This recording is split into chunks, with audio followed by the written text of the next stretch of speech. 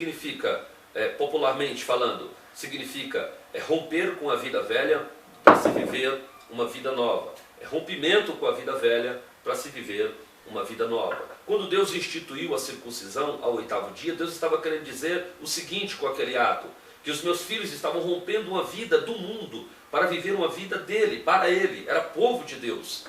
Só que agora, os homens já adultos, já pisados na terra que mana leite e mel, tendo Jericó, a grande cidade, murada à sua frente, e eles tremendo e temendo, eles não tinham condições de lutar, de vencer, não tinham condição de absolutamente nada. Então Deus provê para aqueles homens uma estratégia. Fala com Josué e disse: Josué, fala aos filhos de Israel que todos venham para ser circuncidados.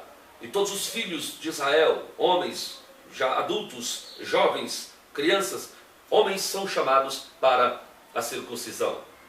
E naquela circuncisão, Josué toma facas de pedra, juntamente com os seus auxiliares, e vai fazendo corte, aquele pequeno corte na carne do prepúcio, e vai tirando o prepúcio, jogando de lado, né? Parece ser nojento essa coisa, mas está nas escrituras sagradas. E aquilo foi ficando um monte. Por isso chamou o nome daquele lugar de Gibeat Aralote, que significa montanha dos prepúcios, montanha aonde jazem os prepúcios. E depois que ele termina de circuncidar o último homem, Josué levanta as suas mãos como profeta de Deus e profetiza: hoje eu revolvi ou retirei de sobre vós o opróbrio do Egito. Aleluia.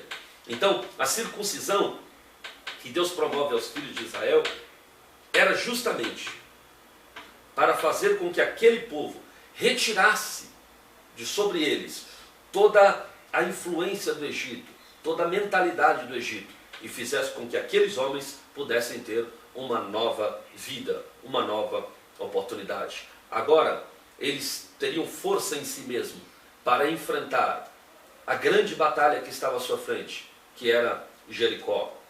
A muralha de Jericó não cai porque 600.000 homens estão marchando em torno dela. A muralha de Jericó cai porque 600.000 homens circuncidados, que abandonaram uma vida velha para viver uma vida nova, que abandonaram um estigma de perdedor para viver uma nova áurea de vencedor, que abandonaram um estigma de derrotado para viver uma nova performance de vencedor. Não adianta nada mudarmos as nossas condições sem mudar a nossa mente. Por isso, transformai-vos pela renovação do vosso entendimento, para que possais alcançar as grandes bênçãos de Deus. Israel precisava alcançar a bênção de Deus, mas para que isso acontecesse, era necessário uma transformação de entendimento. Agora, vocês conhecem a história.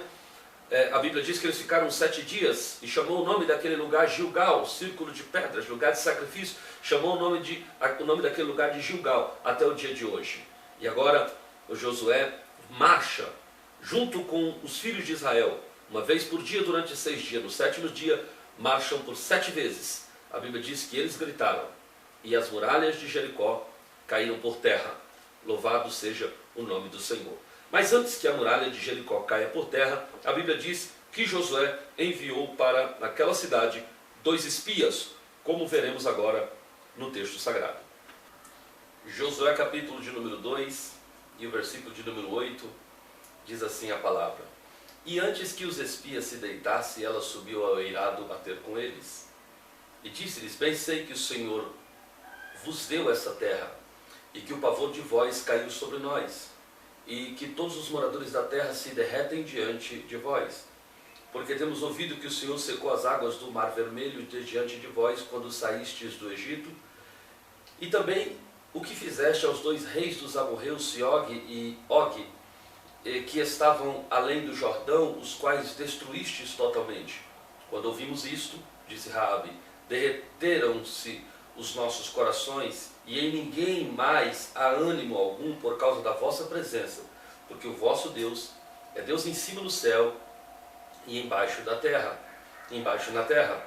Agora, pois, peço-vos, jurai-me pelo Senhor, que como usei de bondade para convosco, vós também usareis de bondade para com a casa de meu pai, e dai-me um sinal seguro de que conservareis em vida meu pai e minha mãe, como também meus irmãos e minhas irmãs, com todos os que lhe pertencem, e de que livrareis da morte as nossas vidas. Então eles lhe responderam: a nossa vida responderá pela vossa, se não denunciardes este nosso negócio. E, quando o Senhor vos entregar esta terra, usaremos para contigo de bondade e de fidelidade.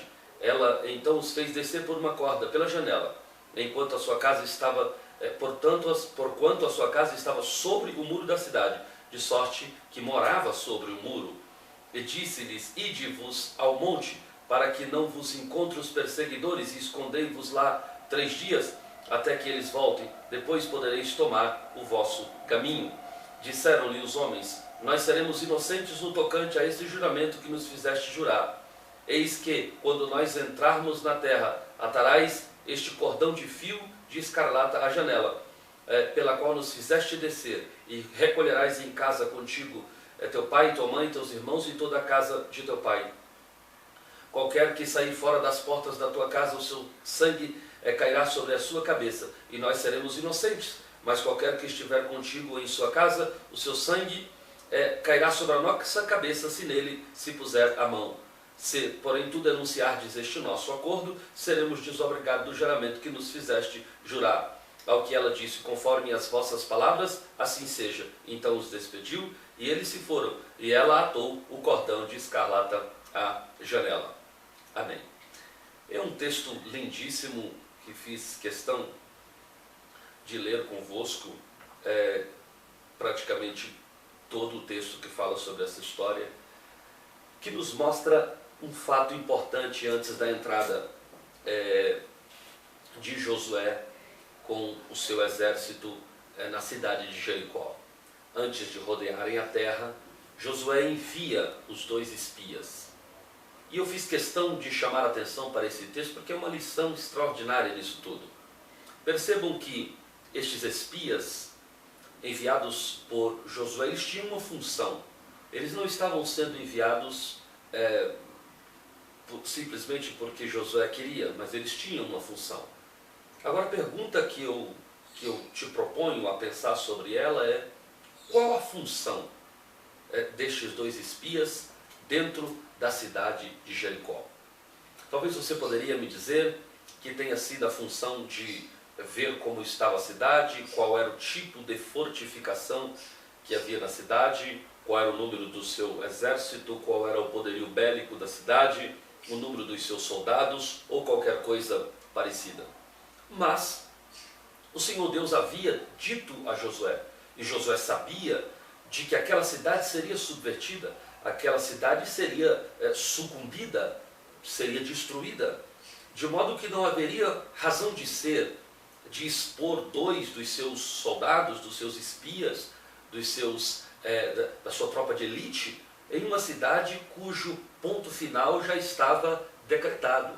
Enviaram uma cidade cujo destino já estava traçado, já estava selado. O que vejo neste texto que compreende quase todo o capítulo 2 do livro de Josué, é o seguinte: que aqueles homens foram àquela cidade porque eles tinham um objetivo espiritual que serviria hoje como uma lição, uma doutrina cristã extraordinária. Aqueles homens foram enviados por Deus dentro da cidade de Jericó, porque ali, dentro da cidade, tinha uma família, tinha uma mulher que agradara a Deus de algum modo. Mesmo sendo de uma outra nação, mesmo sendo de um outro povo, mesmo tendo o seu destino final selado, tanto quanto as outras pessoas que lá estavam, aquela mulher, por nome de Raabe, ela agradou a Deus. Eu entendo algumas razões pelas quais aquela mulher tem agradado a Deus a ponto de Deus fazer com que Josué envie 2 espias para estar na casa daquela mulher. Interessante que Deus poderia se agradar de alguém, do ponto de vista da nossa sociedade, um pouco melhor. Mas Deus envia a casa de uma prostituta, que morava sobre o muro da cidade de Jericó.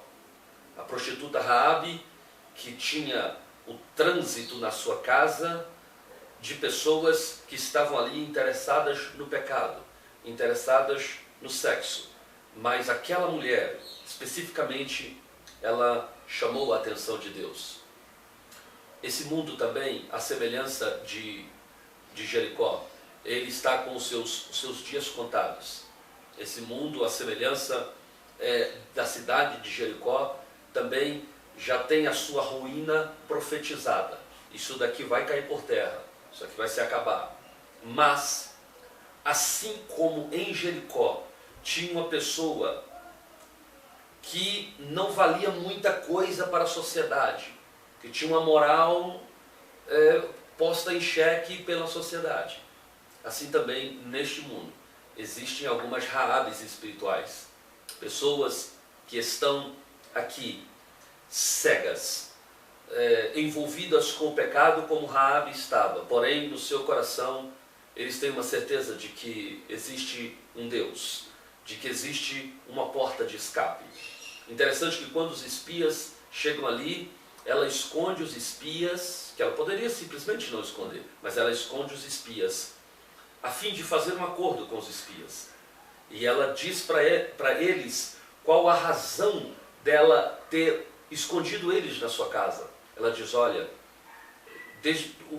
as histórias dos feitos do seu Deus, por onde vocês têm passado, chegou até nós. De modo que nós estamos atemorizados por conta do poderio desse teu Deus. Então nós queremos que vocês nos favoreçam de alguma forma. Nós sabemos que isso daqui já é de vocês.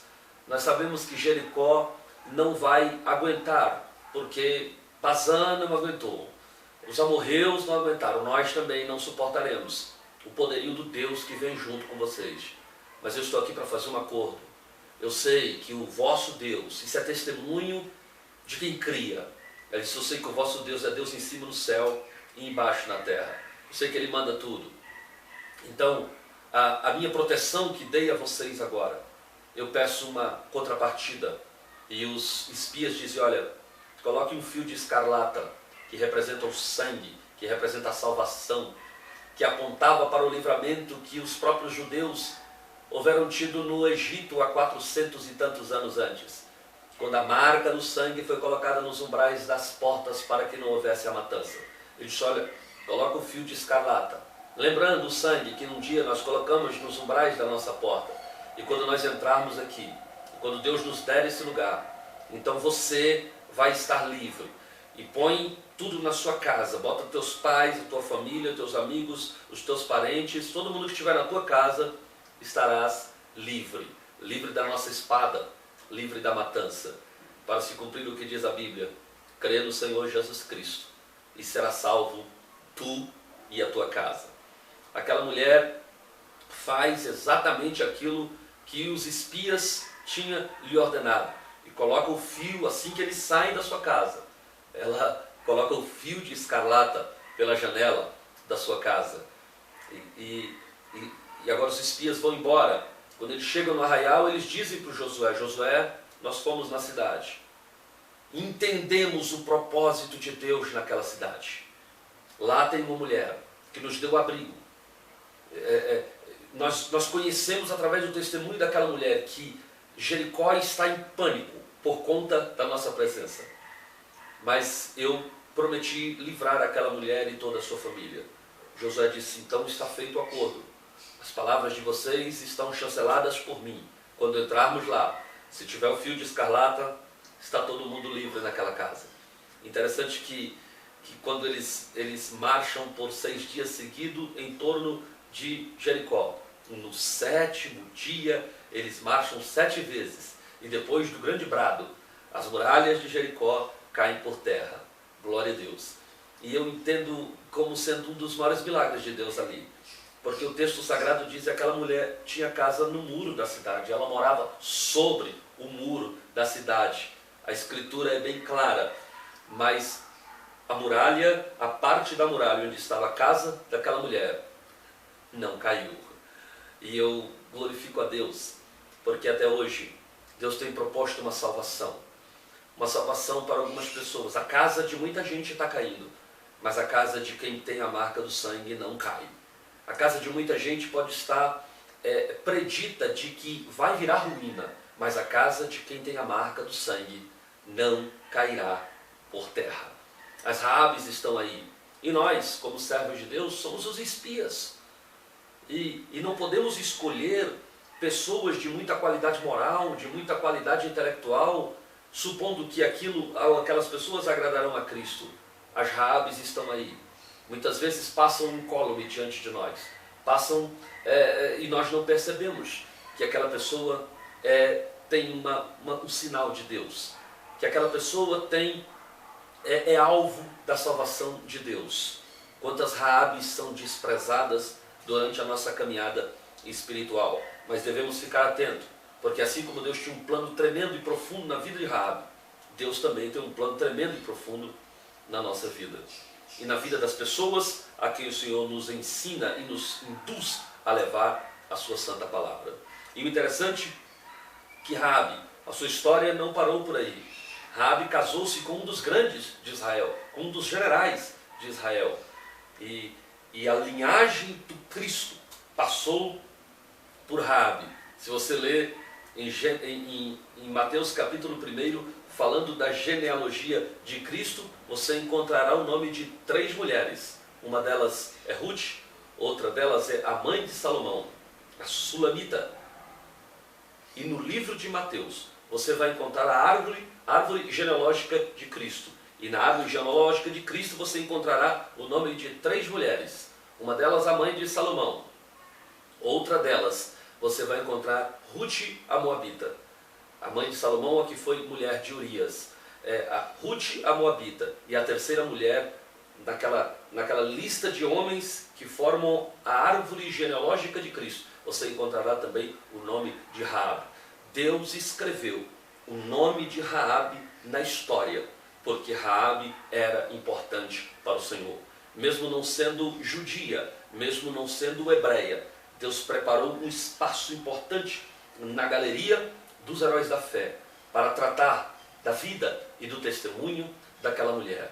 Quantas pessoas que nós desprezamos por achar que não tem muito valor, mas elas, na verdade, elas escreverão uma história linda. Mas para que isso aconteça, cabe a nós, os espias de Deus, aqueles que sabem do poderio de Deus, aqueles que contemplaram o Jordão se abrir, aqueles que contemplaram os milagres do Senhor na nossa trajetória, ensinar e dizer a essas pessoas que eles são importantes para o projeto do Senhor, eles são importantes para o projeto de Cristo. O grande problema da igreja é que a igreja se voltou para dentro de si mesmo, onde as pessoas que lá estão são importantes para a comunidade ou para a denominação, quando na verdade os olhos da igreja deveriam estar voltados para fora. É lá em Jericó onde estão as pessoas que são alvos do amor de Deus. Eu vejo no livro de Esther, quando o rei Assuero termina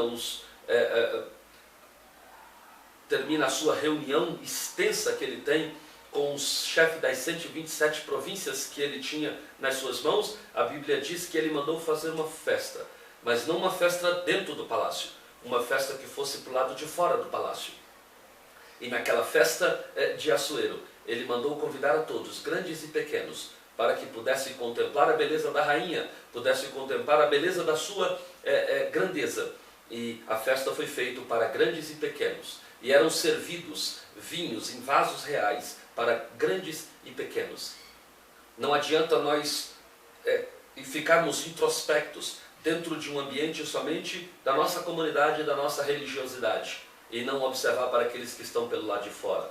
Deus marcou uma festa, sim, mas essa festa marcada por Deus não é uma festa somente para nós, mas é uma festa para todos os que estão pelo lado de fora. E assim conclui-se a chamada de Deus para a vida de Josué. Josué foi comissionado por Deus para guerrear 31 batalhas, 31 guerras. E o interessante é que Deus coloca lá atrás, há 40 anos antes, o homem mais manso da terra, Moisés. do lado do homem mais agoniado, como podemos dizer, da terra, que era o Josué. Coloca pessoas muito diferentes umas das outras, mas mesmo sendo extremamente diferente de Moisés, Josué manteve a sua capacidade aguerrida de lutar, de ser vencedor. E Deus não queria que ele mudasse o seu jeito de ser, até porque Deus precisava de Josué do jeito que ele chamou Josué. Lá na frente, o Moisés sai de cena, e agora Deus precisa de um homem guerreiro, e esse homem guerreiro é justamente o Josué. Deus tem uma pessoa certa para o momento certo e para a hora certa. E na próxima aula nós falaremos sobre os juízes, o início da judicatura de Israel. Deus abençoe a sua vida, em nome de Jesus.